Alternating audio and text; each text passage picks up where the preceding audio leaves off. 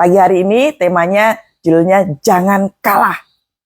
Usir iblis dari pikiran kita. Ya, nanti pagi hari ini kita akan praktek bagaimana caranya. Buka kitabnya saudara di kitab Matius 17. Mulai dari ayat yang ke-14.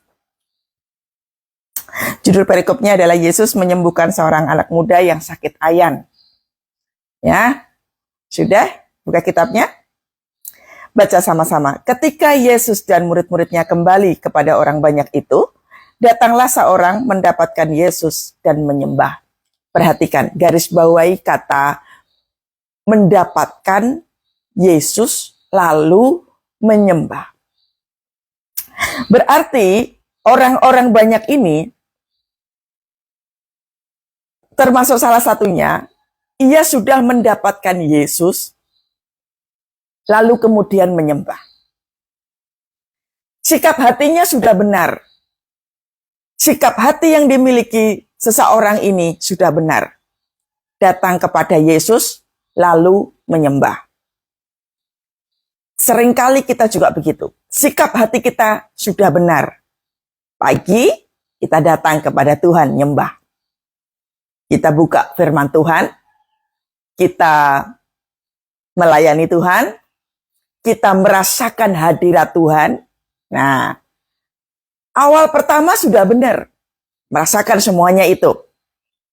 Melakukannya, mendapatkan Yesus dan menyembah.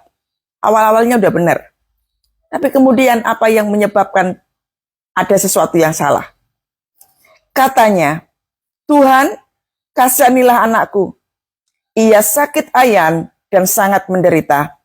Ia sering jatuh ke dalam api dan juga sering ke dalam air. Saudara, ini bukan tentang penyakit. Ini bukan tentang sakit ayan, bukan. Tapi ini tentang kemasukan roh jahat. Ia sakit ayan dan sangat menderita. Ia sering jatuh ke dalam api, juga ke dalam air. Ini tentang perilaku jahat, tentang roh jahat yang berdiam dalam diri seseorang. Jadi ini bukan tentang penyakit, saudara. Aku sudah membawanya ke murid-muridmu, tetapi mereka tidak dapat menyembuhkan. Nah, ini poin pertamanya. Penyebabnya, mengapa seringkali kita tidak bisa melakukan hal-hal yang seperti ini. Mujizat memang Tuhan yang buat. Roh Kudus bekerja atas doa kita, maka timbullah mujizat. Ini kan persoalannya adalah sikap hatinya sudah benar nih. Ketemu Yesus, cari Yesus, mendapatkan Yesus, lalu yang kedua, menyembah. Sikap hatinya sudah benar. Cari sosok yang tepat. Yang kedua, kesalahan kedua adalah status daripada murid-murid Yesus ini kan tiap hari ketemu Yesus toh. Ikut pengajarannya, ikut melayani gitu. Tapi persoalannya adalah tidak bisa menyembuhkan orang sakit. Seringkali kita begitu, saudara. Dalam kehidupan kita sehari-hari, kita ngerti semua firman, kita mengerti. Kita tahu sebenarnya harus berbuat seperti apa. Karena sesungguhnya orang-orang yang membaca firman Tuhan setiap hari, clue-nya udah jelas. Ibaratnya sebuah Google Map, mengarahnya sudah jelas, gak mungkin tersesat. Tetapi yang menyebabkan kita pada akhirnya tersesat adalah kita suruh belok kanan, tapi kita ngeyel ke kiri. Kita suruh lurus, kita lebih memilih untuk berdiam diri. Itu yang membuat sesuatu tidak terjadi. Padahal ini kasusnya lumayan berat. Anak ini sakit ayan, menderita, sering jatuh ke dalam api, bahkan juga ke dalam air. Diombang-ambingkan oleh iblis. Ini kan menderita sekali toh. Udah sakit ayan, diombang-ambingkan, itu tantrum terus-menerus, memberontak terus-menerus. Terkadang dia menyakiti dirinya dalam api, dalam air. Saya bisa bayangkan betapa menderitanya ini orang. Pertanyaannya adalah, mengapa bisa begini? Bukankah Tuhan menciptakan kita serupa dengan gambar Allah? Jadi waktu diciptakan Tuhan itu, kita semua ini, waktu diciptakan Tuhan itu, kondisinya adalah sempurna. Kudus, tidak bercacat. Sempurna semuanya, sempurna. Karena disebut dengan serupa dengan gambar Allah. Jadi karakter kita, kehidupan kita serupa. Lalu kemudian apa? Di dalam kandungan kita pun, kita dikenal oleh Tuhan sebagai anak yang nantinya akan dipakai Tuhan dahsyat. Makanya ada pengurapan kenabian, seperti yang dilakukan Nabi Yeremia. Seperti yang dilakukan terhadap Nabi Yeremia sebelum jadi Nabi. Tuhan mengurapi apa? Aku memberkati engkau, aku mengurapi engkau, aku mengenal engkau pada waktu engkau dalam kandungan. Setiap daripada kita ketika mendengar suara Tuhan, maka tujuan ilahi Tuhan pasti terjadi. Tetapi pertanyaannya, kenapa si anak ini sampai kerasukan setan? Sampai hidupnya menderita diombang-ambingkan oleh kuasa jahat. Berarti kan ada dosa toh. Sadarkah saudara bahwa serangan-serangan yang terjadi dalam kehidupan kita, gampang terintimidasi, gampang bingung, gampang frustrasi, kita nggak tahu arah, yang pertama kali dicek adalah kamu melakukan apa? Kamu melakukan dosa apa? Itu yang perlu dicek. Lalu yang kedua, sudah terima Yesus belum? Lalu yang ketiga, ini persis banget seperti yang kita praktekkan beberapa waktu yang lalu di saat teduh. Mengakui kesalahannya apa? Lalu yang kedua, meyakini bahwa ada kuasa Roh Kudus, meyakini bahwa Yesus itu lahir bagi kita, mati buat kita. Yang ketiga, baru kita bisa melawan semuanya itu. Ini artinya ada yang mengikat hidup seseorang. Gak ada saudara, kita hidup menderita terus-menerus itu gak ada. Karena Tuhan memberkati kita dengan berbagai macam kelimpahan. Kalau sampai terjadi sesuatu hal di dalam hidup kita, something wrong. Mengapa bisa terjadi seperti itu? Bahkan murid-muridnya tidak dapat menyembuhkan. Ini loh kesalahannya. Bagaimana bisa kuasa daripada Tuhan Yesus itu tidak bisa kita terima. Anda dan saya ini menerima kuasa Roh Kudus nggak, saudara? Anda yakin itu? Seringkali kita nggak mau yakin. Seringkali kita tidak mau yakin akan adanya kuasa Roh Kudus yang bisa kita dapatkan. Makanya kalau kita jadi anak, kita dapat ahli waris. Nah, seringkali yang membuat itu tidak terjadi adalah kita hanya ngikut saja. Kristennya Kristen KTP, nggak ngerti apa-apa. Begitu ada tekanan datang, apalagi intimidasi iblis. Intimidasi iblis itu membuat penderitaan. Kayak ini loh. Anda masih ingat kalau Anda lagi bingung banget, ketakutan banget, menderita enggak? Sampai nggak bisa tidur, sampai harus minum obat, sampai frustasi banget. Ya seperti ini. Kebingungan yang luar biasa dahsyat. Makanya doa kayak seperti apapun nggak bisa menerobos. Karena hanya mengerti firman. Hanya ngikutin khotbah-khotbah diikutin gitu ya. Ujian penyembahan lewat Zoom di pagi hari diikutin. Tapi tetap nggak bisa melawan kuasa iblis. Sebab apa, saudara? Maka kata Yesus, "Hai kamu angkatan yang tidak percaya." Nah, itu. Yang membuat kita tidak terima mujizat, yang membuat kita tidak bisa mengalahkan kuasa iblis adalah kita nggak punya keyakinan. Aku tuh bisa apa enggak ya? Ini kira-kira kalau utangnya sampai miliaran kayak begini, aku bisa apa enggak ya? Pertanyaannya, Buat apa kita berdoa selama ini? Kualitas saat teduh kita sampai seberapa ini sekarang ini? Sampai kita tidak pernah tahu bagaimana caranya kita mengendalikan kuasa jahat. Hai kamu angkatan yang tidak percaya dan yang sesat. Bayangkan, dibilang sama Tuhan Yesus, engkau tidak percaya, engkau juga sesat. Tidak percayakan kuasa Tuhan. Lalu sesat itu bicara tentang apa? Seringkali kita membelokkan ini firman. Intimidasi iblis itu kan banyak toh sifatnya. Jangan mengampuni, itu intimidasi. Luka aja terus, itu intimidasi. Marah aja terus, itu intimidasi. Kecewa aja terus, itu intimidasi. Gak yakin akan adanya masa depan yang baik, itu intimidasi. Kita tidak bisa mengendalikan semuanya itu. Karena kita mengiyakan, kita sepakat dengan semua itu. Makanya waktu kita ketakutan, kekhawatiran melanda dalam hidup kita, sesat pikiran kita. Itu yang menjadi poin pertamanya, saudara. Bagaimana kita tidak bisa mengalahkan pikiran-pikiran kita sendiri. Berapa banyak kita tukang melo. Berapa banyak kita dikit-dikit kecewa sama orang. Bahkan negative thinking sama orang.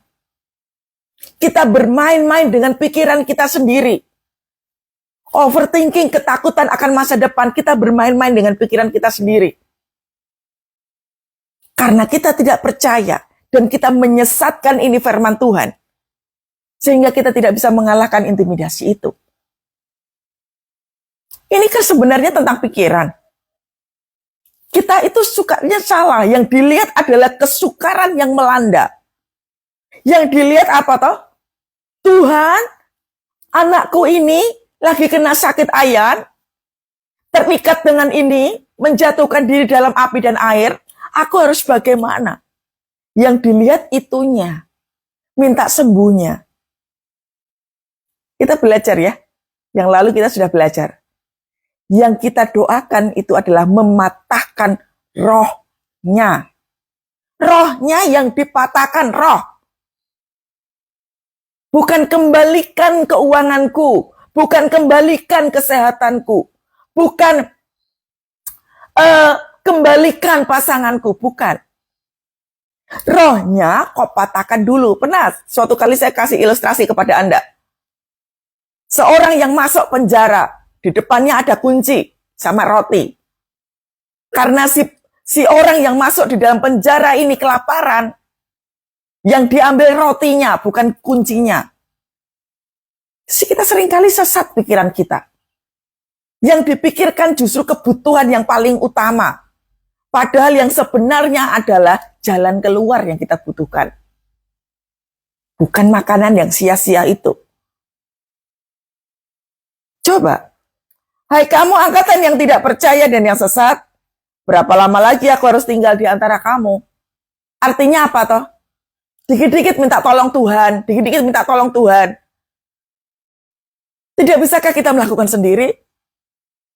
Mengusir setan, menyembuhkan orang sakit. Lalu kemudian apa? Membuat mujizat-mujizat lain. Apakah dikit-dikit kita, Tuhan tolong, Tuhan tolong. Loh kok kenapa nggak bisa menengking sendiri? Yesus ini melihat loh, baik murid-muridnya maupun orang-orang yang mengikutinya, engkau kan sudah ikut aku. Kenapa tidak mencontoh? Kenapa tidak berlatih? Ngikut Yesus kalau engkau nggak mencontoh, kalau engkau nggak praktek, nggak akan pernah bisa menyelesaikan persoalan. Engkau nggak akan pernah bisa, saudara. Kekalahan demi kekalahan yang melanda hidup kita oleh karena kita tidak pernah mau melakukan.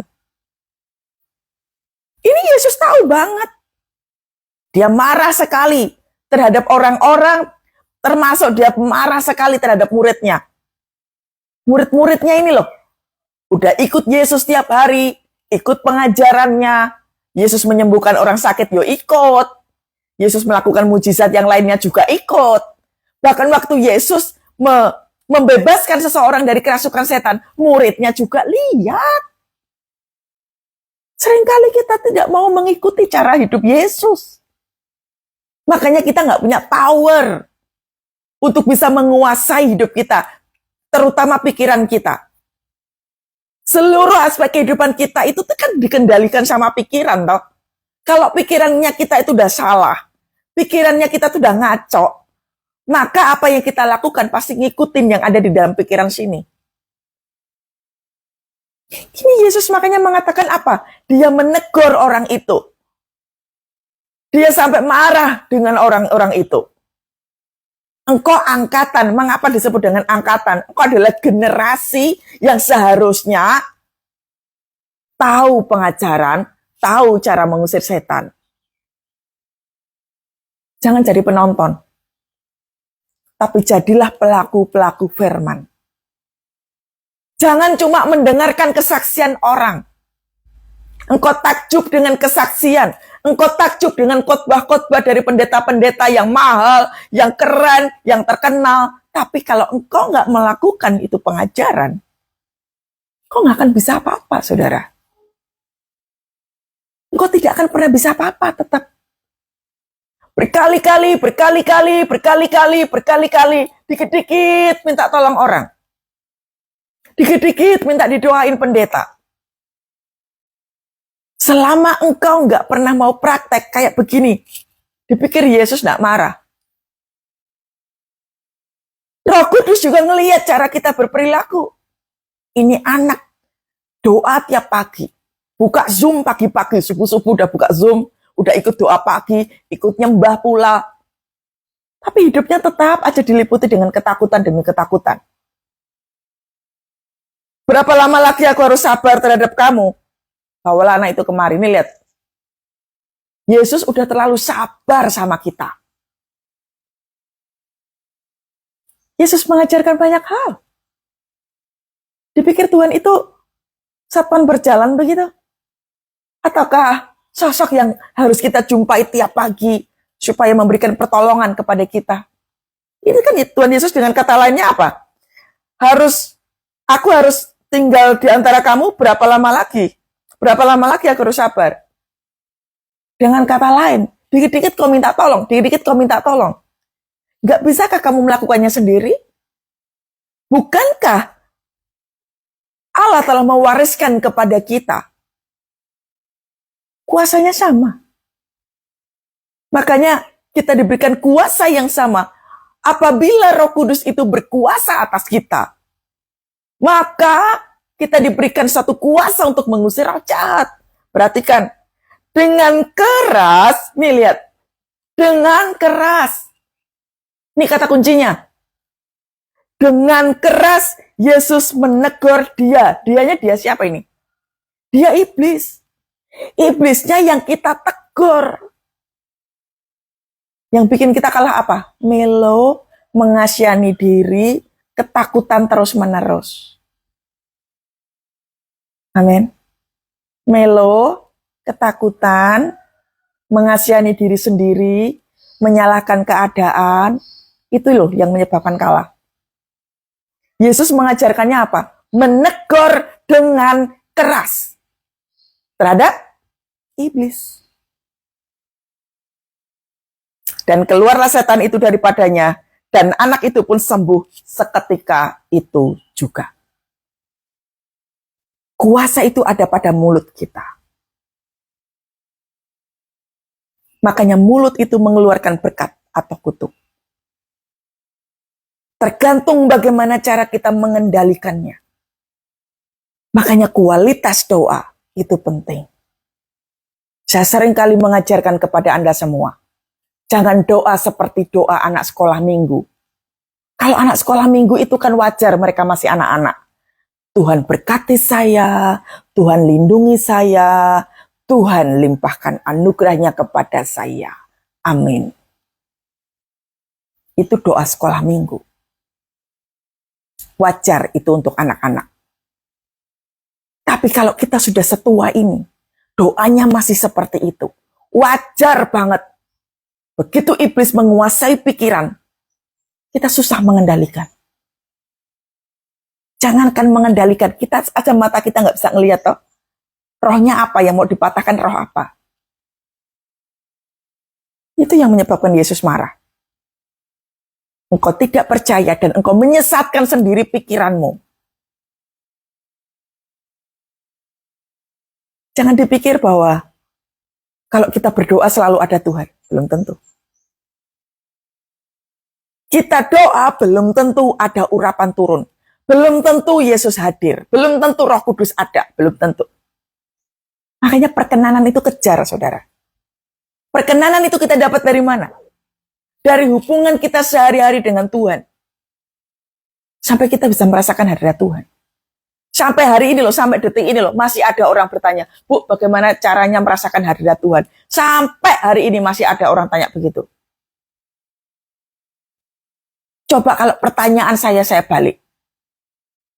Anda kenal nggak sama suami Anda? Anda kenal nggak sama istri Anda? Anda kenal nggak sama anak-anak? Anda kenal nggak sama ibunya, bapaknya Anda itu kenal nggak? Oh ya jelas kenal lah, Bu. Kok bisa kenal? Ya tiap hari satu rumah, makan bareng-bareng, nonton TV bareng-bareng, tiap hari ngobrol, ya pasti kenal lah, Bu. Seperti itulah hubungan kita dengan Tuhan.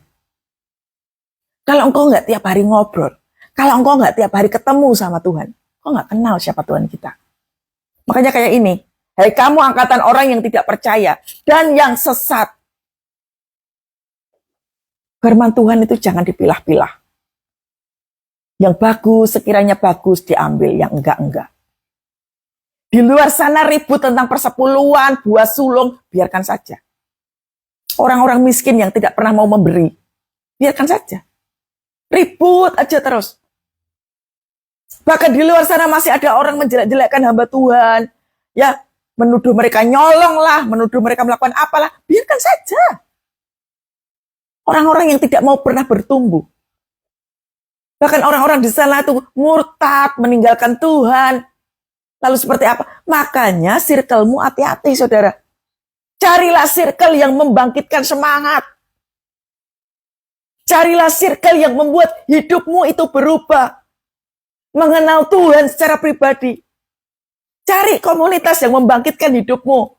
Cari komunitas yang mengajarkan engkau itu pelayanan. Cari komunitas yang membuat engkau bisa bangkit. Jangan sama orang-orang yang nggak ngerti firman. Itulah kenapa orang buta nuntun orang buta.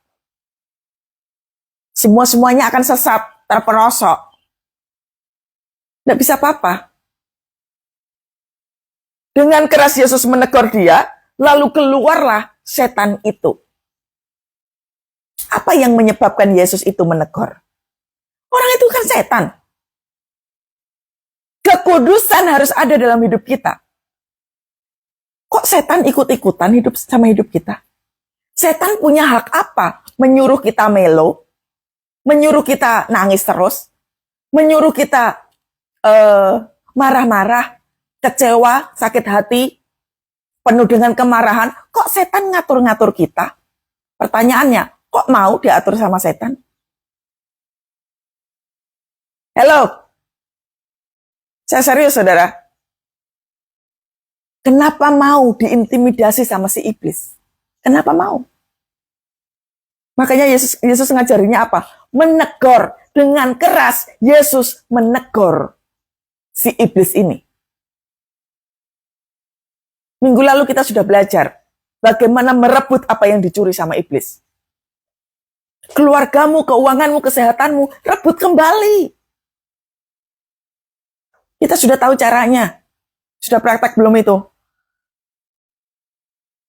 Saat teduh saya selalu, semuanya itu selalu berupa pengajaran dan harus dipraktekkan. Saya lebih suka mengajar orang, lalu membantu untuk praktek daripada dikit-dikit doain bu, doain bu, doain bu. Anda akan lumpuh. Anda akan lumpuh. Saya senang justru melihat orang-orang yang DM saya diberkati hidupnya, lalu kemudian bangkit gitu ya. Lalu kemudian melayani. Wah, itu top, Marco top. Yang kayak begini. Berani praktek. Jangan mikir masalah pribadi terus. Ngalami pertumbuhan. Alami pertumbuhan. Jangan mau dikuasai sama iblis dengan berbagai macam ketakutan. Ini kan Indonesia lagi gelap, Bu. Indonesia susah hari-hari ini, perekonomiannya jelek, Bu. Ya wajar lah kalau sekarang susah. Kalau ini engkau diintimidasi dengan ketakutan, lalu engkau melihat situasi di Indonesia ini susah, maka engkau bersepakat dengan pikiranmu sendiri bahwa benar Indonesia susah, maka wajar kalau saya susah. Salahmu sendiri, kenapa begitu? Memangnya kalau Indonesia mengalami keterpurukan, Tuhan tidak bisa ubahkan? Kalau engkau ditinggalkan oleh pasanganmu, memangnya hidupmu nggak bisa diubahkan? Halo? Jangan bermain-main dengan pikiran sendiri. Pakai pikirannya Tuhan ini. Pakai pikiran Tuhan. Jangan mau dikendalikan sama iblis. Kemudian murid-murid Yesus datang dan ketika mereka sendirian dengan dia, bertanyalah mereka, mengapa kami tidak dapat mengusir setan itu? Lihat, ini yang tanya murid. Kok aku nggak bisa ya? Kok nggak terjadi mujizat ya? Kenapa ini kok nggak bisa ya? Ya, muridnya kayak gini. Saya mau kasih kesaksian, baru terjadi tadi malam. Jadi tadi malam saya pergi ke suatu tempat. Biasanya kami itu bawa mobil gitu ya, pergi gitu. Karena terjadi sesuatu hal, kakak saya pergi kemana, yang lainnya pergi kemana gitu ya. Mami saya pergi kemana, mau nggak mau saya pulang harus naik taksi. Karena situasinya itu biasa aja, saya nggak ada tanda-tanda mau hujan gitu tuh. Tiba-tiba pas waktunya saya mau pulang, itu hujan gede sekali. Wah, hujannya gede banget. Saya cari taksi itu tuh lebih dari 1 jam, nggak dapat. Hujannya gede. Lalu kemudian saya keluar. Pertanyaannya coba, doanya harusnya bagaimana kalau kayak begitu? Doanya bagaimana coba? Kalau hujannya gede, nggak dapat kendaraan, doanya bagaimana? Doanya bukan, aduh ini gimana ya? Seringkali responnya kan, aduh ini gimana ya? Kalau hujannya kayak begini, ya pastilah nggak bisa pulang, hujannya gede, taksinya nggak dapat. Ya wajar lah aku nggak bisa pulang dengan cepat. Responnya biasanya orang-orang tuh kayak begini kan. Yang dilihat oleh mata, maka responnya seperti itu. Hujan gede, nggak ada taksi. Maka kita punya alasan bahwa aku telat karena hujan gede dan nggak ada taksi. Karena responnya seperti itu. Tapi coba, waktu keluar. Biasanya, kalau berdoa dalam nama Tuhan Yesus, hujan aku perintahkan engkau berhenti dalam nama Tuhan Yesus. Hujannya nggak berhenti. Makin gede, makin deres banget. Seringkali kita tidak bertanya sama Roh Kudus. Tuhan, aku akan doa apa? Lalu saudara, Roh Kudus bilang begini. Kalau engkau, aku taruh terlebih dahulu. Itu saya tuh lagi nunggu di toko, saudara. Lagi nunggu di toko oleh-oleh gitu ya. Tuhan katakan begini kepada saya. Saya biarkan kamu duduk dulu di situ. Supaya engkau memberkati toko ini. Karena toko ini agak sepi pengunjung. Berdoalah untuk toko ini. Coba. Kalau kita nggak tanya sama Tuhan, kita pasti kan doanya gitu kan. Tuhan, semoga hujannya cepat berhenti. Ini kalau doa kayak begini, ini bukan doa, ini harapan. Tapi begitu tanya sama Tuhan, kita berdoa, saya berdoa. Tuhan, aku berdoa ini toko, laris kembali Tuhan. Dalam nama Yesus, ada pengunjung, ada dalam nama Yesus. Itu yang tadinya saya masuk, saya cuma masuk sendirian, saudara. Itu tiba-tiba hujan loh, hujan segede itu, sederas itu, bisa-bisanya pengunjung gerudukan banyak banget masuk ke toko itu. Baru setelah itu pengunjung banyak datang. Baru setelah itu saya bisa menggunakan otoritas Roh Kudus. Dalam nama Tuhan Yesus, Tuhan sediakan taksi dalam nama Yesus. Jadi doa itu ikutin tuntunan. Roh Kudus menuntun apa sama kita? 1 jam berlalu, tiba-tiba loh, itu taksi yang posisinya jauh banget. Dia terima saya, dia bilang, Bu bisa nunggu? Oke mas, saya akan tunggu. Selesai. Sampailah di rumah. Jadi untuk mengusir roh jahat, tanya dulu sama Tuhan. Tuhan, aku harus apa? Kehancuran mungkin diizinkan terjadi. Tapi tanya dulu, Tuhan mau apa dalam kehancuran itu? Jangan buru-buru kau tengking. Dalam nama Yesus utangku lunas. Dalam nama Yesus keluargaku pulih. Yuk nanti dulu. Tanya dulu sama Tuhan, kenapa ini terjadi? Aku harus bagaimana? Kalau aku berdoa, senjatanya apa? Coba kalau seandainya saya mikirin diri saya sendiri, saya cuma berdoa, Tuhan saya pengen cepat pulang, saya pengen cepat pulang. Udah nggak dapet, emosi terus, stres, hujannya makin gede, tidak jadi berkat. Ya enggak? Itulah namanya kuasa. Iblis berusaha untuk membuat pikiran saya apa nggak tenang. Karena udah malam, nggak ada taksi, hujannya gede, iblis berusaha untuk membuat pikiran saya menjadi tidak tenang. Jangan mau dibuat kayak begitu. Saya perintahkan dalam nama Yesus, tenang pikiran Kathy. Dalam nama Yesus, tenang. Kendalikan semua itu. Jangan mau disetir sama iblis. Siapa tahu Tuhan memang suruh Kathy tunggu di toko itu, disuruhnya ternyata suruh doa supaya toko itu laris. Karena toko itu dari tadi nggak ada pengunjung. Nah, kan? Mendengar. Tuhannya ngomong apa didengerin. Jangan buru-buru main tembak. Kita tuh kan diajar Tuhan masuk dalam peperangan toh. Jangan buru-buru nembak. Langsung nembak. Engkau ketembak sendiri. Panglima kita siapa? Yesus, Roh Kudus. Panglima kita adalah Roh Kudus. Jangan main-main tembak. Doa. Lihat dulu situasinya. Kau mau apa? Dan kemudian murid-muridnya datang dan mereka bertanya, mengapa kami tidak dapat mengusir setan? Yesus berkata kepada mereka, karena kamu kurang percaya. Nih lihat. Kalau tiap hari engkau nggak melatih dirimu percaya akan Tuhan, kau akan kalah terus. Kalau engkau nggak melatih dirimu percaya akan firman Tuhan, maka engkau akan kalah terus. Apalagi kalau situasinya udahlah aku malas doa, nggak bersemangat. Kalah itu. Udah kalah, kalau udah kayak gitu tuh udah kalah. Sampai engkau nggak bergairah, sampai engkau nggak bisa berdoa, sampai engkau kecewa sama Tuhan, udah jelas kamu kalah itu. Kalau untuk urusan kayak begitu saja engkau kalah, maka apa yang kau buat berkeputusan, berkelakuan pasti salah.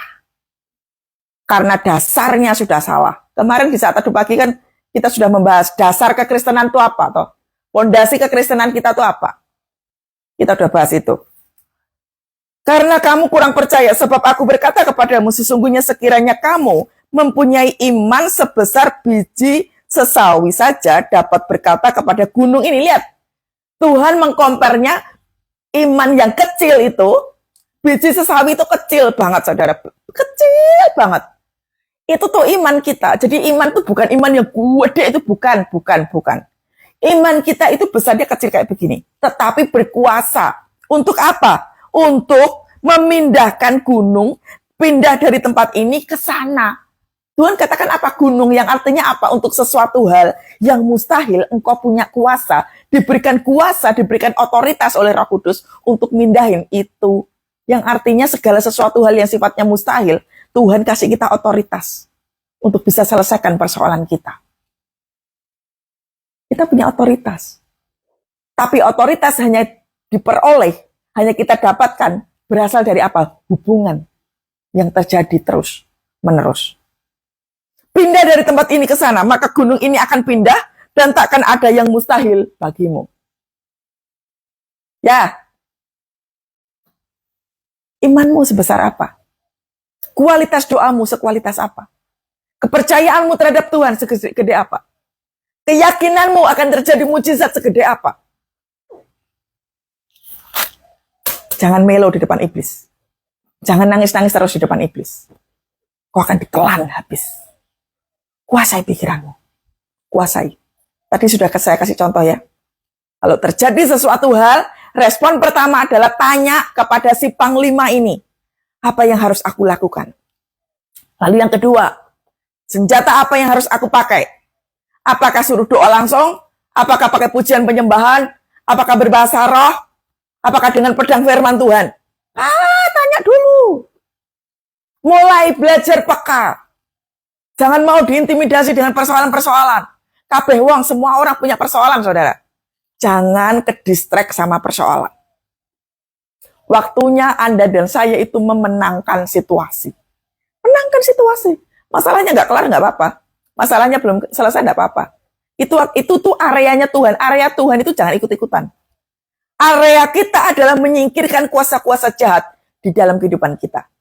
Amin. Ayo, sekarang kita doa. Mulai praktek pagi hari ini. Ingat baik-baik. Saat teduh yang selalu saya ajarkan itu pengajaran. Kalau Anda nggak praktek, ya percuma. Anda akan menjadi orang yang takut. Sekarang praktek. Apa yang menguasai pikiranmu? Apa yang membuat engkau takut hari-hari ini? Apa yang membuat engkau gentar hari-hari ini? Mulai nyembah Tuhan. Mulai nyembah Tuhan.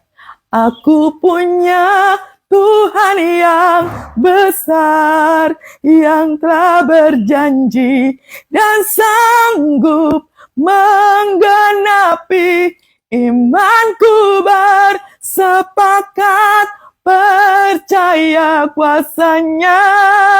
Ku terima sekarang kemenangan darimu. Yes, aku punya Tuhan yang besar, yang telah berjanji dan sanggup menggenapi imanku bersepakat percaya kuasanya. Ku terima sekarang kemenangan darimu. Saudara, jangan takut dengan kuasa-kuasa yang dilepaskan oleh iblis yang sifatnya palsu.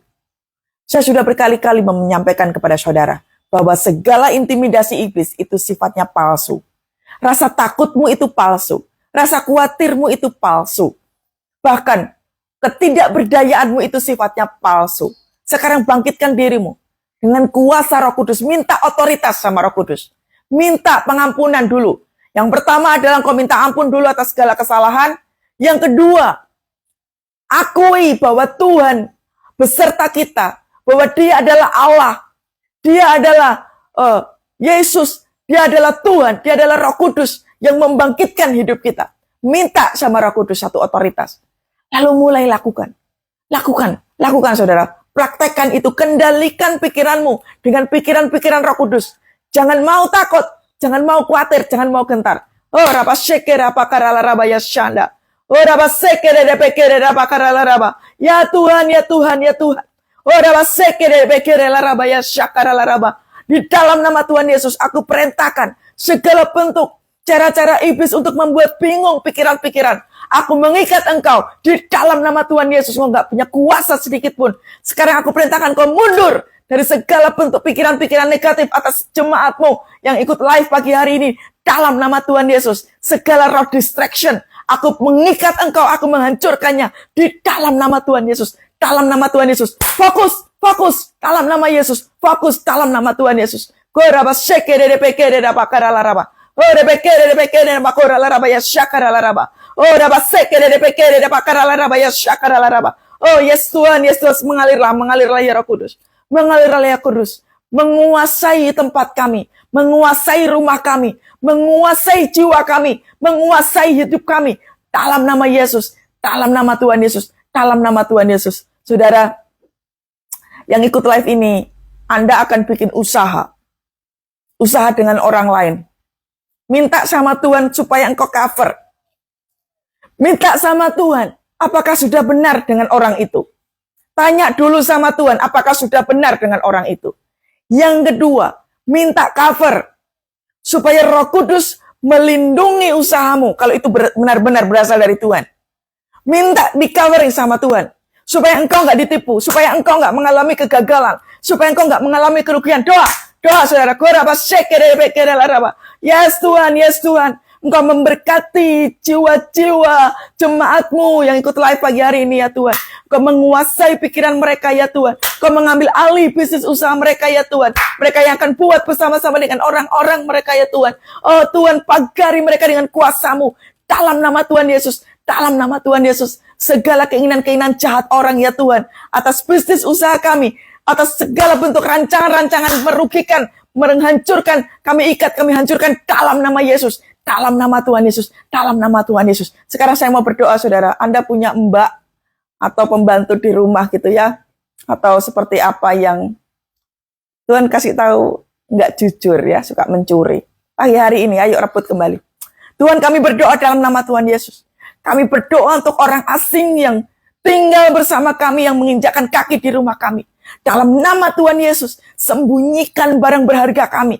Sembunyikan ya Tuhan dari matanya ya Tuhan. Sehingga orang itu nggak mencuri. Sehingga orang itu nggak punya kuasa untuk mengambil. Dalam nama Tuhan Yesus. Dalam nama Tuhan Yesus. Segala roh mamon. Segala roh mencuri. Aku mengikat. Aku menghancurkannya dalam nama Yesus. Dalam nama Tuhan Yesus. Oh, rapa sekira rapa karala rapa. Matamu akan dibutakan oleh Tuhan. Matamu akan dibutakan oleh Tuhan. Tanganmu akan dibuat keluh. Nggak bisa mencuri. Nggak bisa mengambil. Dalam nama Yesus. Dalam nama Tuhan Yesus. Tuhan meng-covering rumah demi rumah. Segala apa yang kami punya dipelihara oleh Tuhan, disembunyikan oleh Tuhan sehingga mata orang-orang jahat gak mampu mencuri, gak bisa mengambil. Dalam nama Yesus, dalam nama Tuhan Yesus, mengikat roh mamon, segala bentuk roh jahat apapun, keinginan-keinginan untuk mencuri, keinginan-keinginan untuk berbohong, keinginan-keinginan untuk merancangkan hal yang jahat, mengikat dalam nama Tuhan Yesus. Kau gak punya kuasa apapun, dalam nama Yesus. Oh, raba shikarala raba. Aku punya Tuhan yang besar, yang telah berjanji dan sanggup menggenapi imanku bersepakat percaya kuasanya. Amin. Ku terima sekarang kemenangan darimu. Saudara, Anda yang punya bisnis usaha, pagi hari ini Roh Kudus ingatkan, ambil minyak urapan, mintalah pengurapan daripada Roh Kudus untuk mengurapi usaha Anda, entah itu toko, warung, rumah makan, bisnis usaha, apa saja. Ambil minyak urapan itu, minta pengurapan Roh Kudus dan urapi. Saya nggak tahu akan apa yang terjadi, tapi ikuti saja tuntunan Roh Kudus ini. Anda setelah saat teduh ini, Anda doa, Anda lakukan, praktekkan seperti yang tadi, Anda pergi bawa minyak urapan, saat itu juga jangan tunda-tunda. Tuhan, terima kasih, kami bersyukur buat pagi hari ini. Segala hal yang Tuhan ajarkan bagi kami bersyukur ya Tuhan. Kedepannya kami akan terus praktek, mulai pagi hari dan sampai seterusnya. Kami akan praktek ya Tuhan. Bagaimana kami harus bergerak, bagaimana kami harus menghancurkan kupu-kupu iblis, bagaimana kami harus melawan kuasa-kuasa jahat, segala bentuk intimidasi palsu. Dalam nama Tuhan Yesus, pengurapan Allah turun dalam hidup kami, dalam nama Yesus, dalam nama Yesus, dalam nama Tuhan Yesus, dalam nama Yesus, dalam nama Yesus, ada kemenangan. Dalam nama Yesus, dalam nama Yesus, iblis dikalahkan. Dalam nama Tuhan Yesus, siapa dapat melawan? Dalam nama Tuhan Yesus, ada kemenangan. Ada kemenangan. Amin. Ada kemenangan. Tuhan Yesus dahsyat. Tuhan Yesus luar biasa. Kami percaya kami dibuat Tuhan lebih dari pemenang. Haleluya. Haleluya. Haleluya. Dan kiranya berkat daripada Allah, Bapa, Putra, dan Roh Kudus menyertai kita pagi hari dan sampai selama-lamanya. Diberkati keluarga kita, diberkati pekerjaan kita, diberkati bisnis usaha kita, diberkati seluruh kehidupan kita. Bahkan engkau yang sakit diberkati oleh Tuhan. Berkat berlimpah-limpah mengalir bagi setiap kami pagi hari ini dan sampai selama-lamanya. Di dalam nama Tuhan Yesus. Haleluya, haleluya. Amin, amin. Tuhan Yesus dahsyat, Tuhan Yesus luar biasa. Sampai ketemu besok pagi kembali jam 7 ya. Jangan jam 6, jam 7 ya. Oke saudara, shalom semuanya, Tuhan Yesus memberkati.